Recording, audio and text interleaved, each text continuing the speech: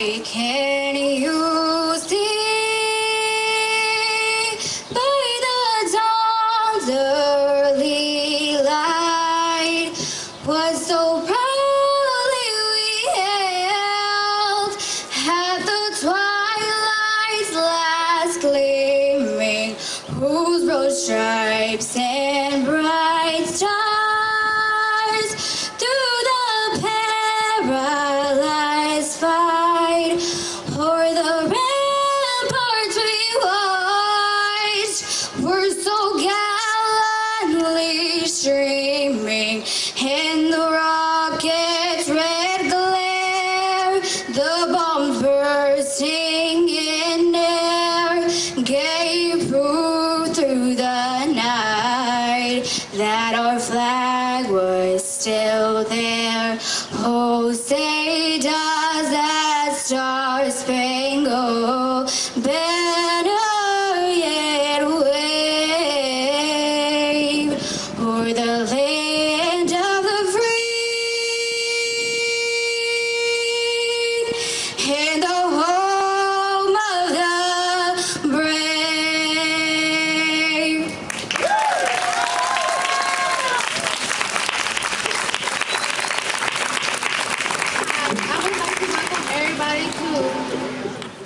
A los niños y jóvenes de Alabama, mi nombre es Almado y tengo 9 años. Vivo en el estado de Virginia. Te estoy apoyando. Yo ya sé que H-256 te está molestando y que no te gusta porque ya no puedes ir a la escuela o a comprar comida. Sí, yo estaba en esa situación y no me gustaría, pero no te preocupes, porque muchas personas no le gustan H-256. And now for those of you who can't understand in Spanish, I'm going to translate this letter in English. For the kids and teenagers of Alabama, my name is Amalda, and I'm 9 years old. I live in the state of Virginia. I am here writing this letter to support you. I know that H-56 is bothering you and it is not good because you won't be able to go to school or buy food. If I were in that situation, I would not like that. But don't worry, because a lot of people are on your side and a lot of people are against H-56. A los niños y jóvenes de Alabama, mi nombre es Joana y tengo 10 años. Vivo en el estado de Virginia. Me he enterado de lo que está sucediendo en Alabama con la ley HB56, que es una ley injusta e inhumana, que está causando mucho daño a las familias inmigrantes. Mi familia también es inmigrantes y no quisiera que nosotros nos pasara algo así. Sean fuertes, your friend Joanna. To the kids and teenagers in Alabama, my name is Joanna and I'm 10 years old. I live in the state of Virginia. I have learned about what's happening in Alabama with H-256, which is a lay that is unjust and inhumane, that is causing a lot of harm to the families of immigrant children. My family is also an immigrant family, and I would not want for us to be going what you're going through. Your friend, Joanne. Un aplauso por esas niñas por leer estas letras en español. An applause for these little girls for being brave and reading the letters of children from all over the country. My name is Jose Gonzalez. I'm 19 years old, and I'm undocumented and proud.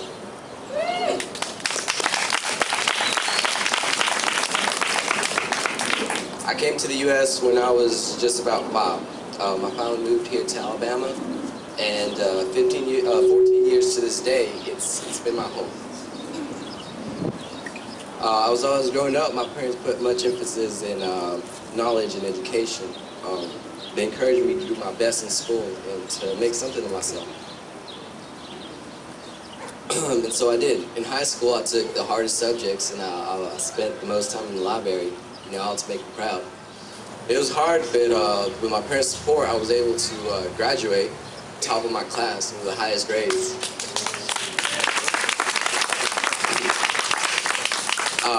Oh, you should see my dad's face when all the college offers came in the mail. I mean, he was so happy, he was so proud of me. But to no avail, when I disclosed that I was undocumented, I mean, all those college offers just vanished, you know? I mean, this new law has made it very hard for me to go to college. I mean, not just me, I'm sure, but other young students like me. But I'm sure that if we stand together and fight this new law, you know, that no more dreams should go unfulfilled. Thank you.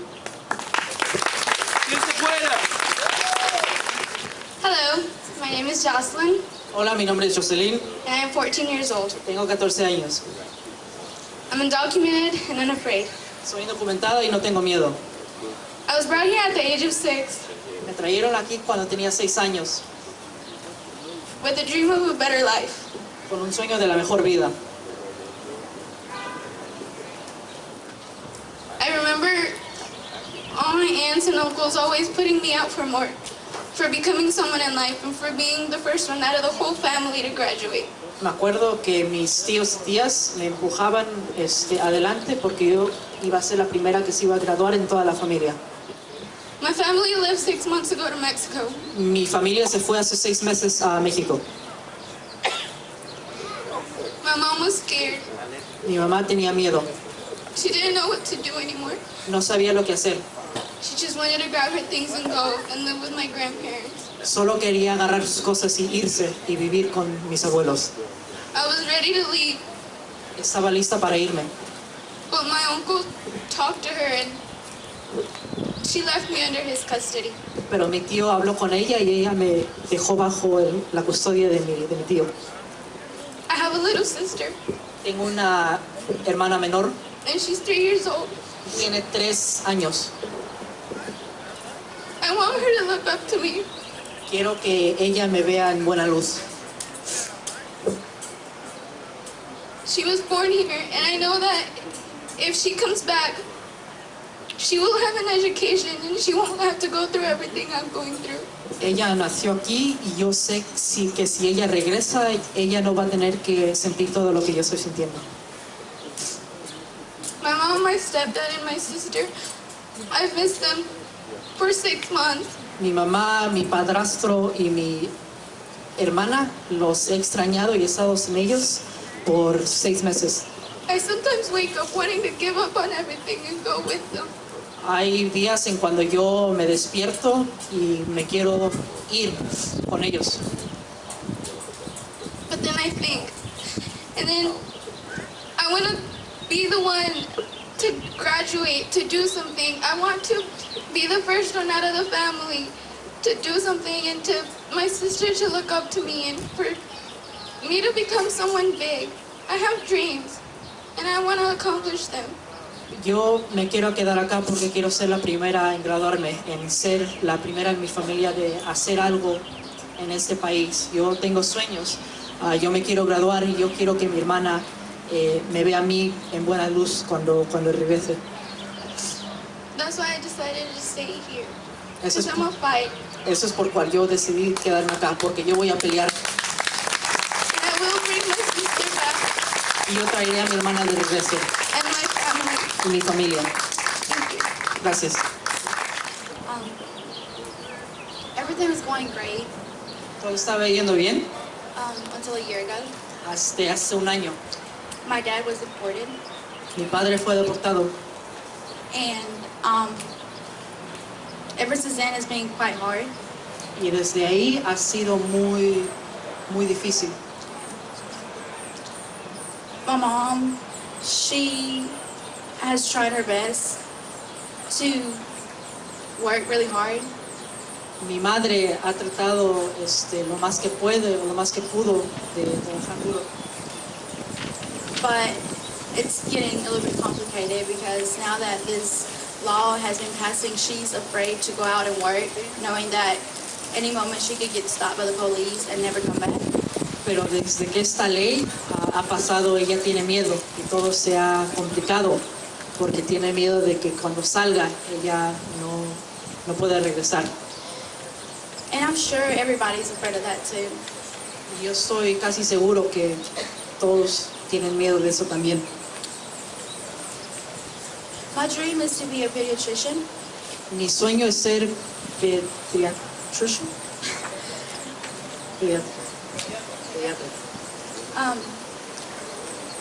And I was studying so hard to get my grades up and get a scholarship. Yo estaba estudiando tanto y tan duro para levantar mis grados y para agarrar una beca. But when the HB 56 law passed, my dreams just crushed. Pero cuando la ley HB 56 pasó, mis sueños pues se rompieron. And there was a point where I just wanted to drop out of school because there was no point studying for me anymore. Y yo llegué a un punto cuando pensé que lo mejor iba a ser salirme de la escuela porque no había punto en estudiar. But ever since I got involved in this coming out of the shadow thing, I have faith in that we can repeal this law. Pero desde que yo me involucré en todo esto de salir de las sombras, yo he tenido fe y he tenido esperanza de que nosotros podemos revocar esta ley. And we will do it. Y nosotros lo haremos. Thank you. Gracias. You know what?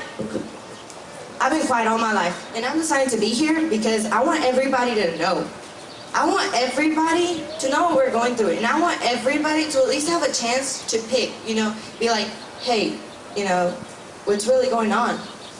We really haven't heard of this much. So, us being here, that's amazing, because some of these people, they're probably scared inside, and they're coming out of the shadows.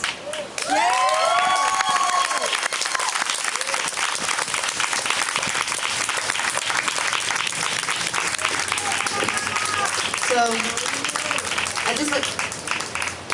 I've had dreams, I've gotten here and I've been sort of like, I want to do something with my life. I want to go to college, I want to be someone, and mostly I want to be like an architect. I love buildings, I love any kind of texture. I'll look around and I'll see something, and I'll be like, that's amazing. I wish, I sometimes find myself in a room drawing, like houses and stuff, and then all of a sudden I stop, and I'm like, why am I doing this? I'm not even going to go to college for this. I'm not even going to go to do this. If I finish this, it's just going to be sitting in my room. I'm not going to be able to help. And I'm pretty sure that I'm not the only one who has people moving away because of this law. And I think it's unfair. Okay, I'm 16 years old. There's probably people younger, older, that are having to go through this. And it's not fair. It's not fair. I'm 16 years old and I'm having to worry about politics. There's younger kids worrying about politics. It's not fair. So, again, I will ask you to please support us. Because without your help, we can't do anything. We cannot be heard without your help. So please, I'm asking you, I'll even get on my knees if you guys ask me to, like for real. Dude, like, without you guys, we can't do anything. I'm just going on, I'm like rambling on. Anyways, thank you for being here, and definitely buy the shirts. That will help a lot. It's only $5. They're French, they're white, And thank you. My name is Victor. I'm Victor Palafox. I am 20 years old. I'm undocumented, and I'm now truly unafraid. It's one thing to say undocumented and unafraid, and I can tell you that from experience. When I first heard that, I thought, why are you saying that? Why do you say that? Why do you repeat that? That's silly. And after the law passed, I came to realize kind of exactly what it meant. And before, I'm sure many of y'all heard me say, I'm undocumented and unafraid, but it's only been up until a couple of months ago that I've been able to truly mean it. And before then, I only said it because I thought if I say it enough times, maybe I'll believe it. And so, in my case, I graduated from high school in 2010, and it wasn't an easy road to get there.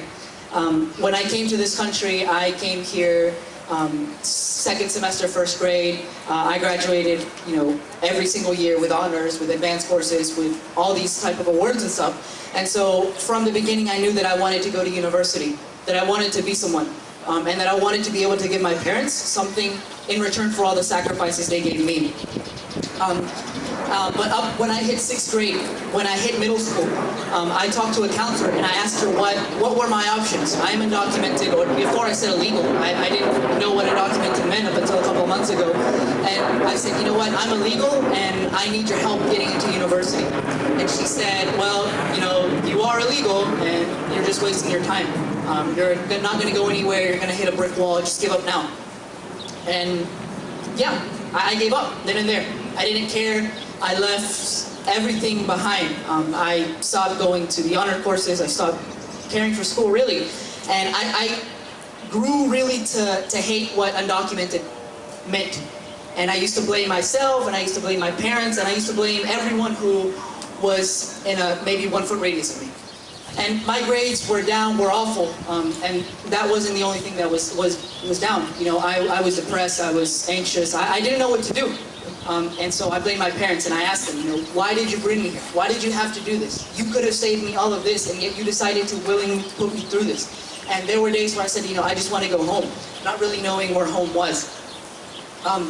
In 10th grade, though, I decided that, you know, even if I was undocumented, even if I was illegal, whatever definition, whatever semantic you want to use, I wasn't going to let that get in my way. I went from having low grades and risking failing the year every single grade to being one of the best students in my grade, being one of the best students in my school, taking AP courses, taking honor courses, getting involved in my community. One of the things that happened as well is that I left the church, and I blame God for years, and that's something that I've only recently been able to get out of. And so when I graduated, I wish I could say that. When I graduated high school, I was accepted to Auburn University, to UAB here in Birmingham, to Spring Hill down in Mobile, to Loyola in New Orleans, and to Kennesaw in Georgia. And during those weeks in which I was about to graduate, I thought, you know, I finally did it. I finally won. I beat everyone who said I couldn't do it. I'm going to be able to be the first one in my family to graduate high school and to go to university, to be someone who can give back to this country and to the country that I call my home. But when it led to the following weeks, that's when everything just vanished as soon as it came. Every university sent me an acceptance letter and it said, oh, well, you're going to have to pay international tuition. International tuition at UAB is around $42,000. Auburn, $37,000. Spring Hill, I think $56,000 a year. And everything was taken away from me. Everything that I had worked for, that I had slaved over, that I had truly made mine. And I didn't know what to do. Graduating was one of the emptiest feelings of my life. And so when some undocumented youth came here from Florida knocking on doors, they happened to knock on mine. And that's the reason why I'm here.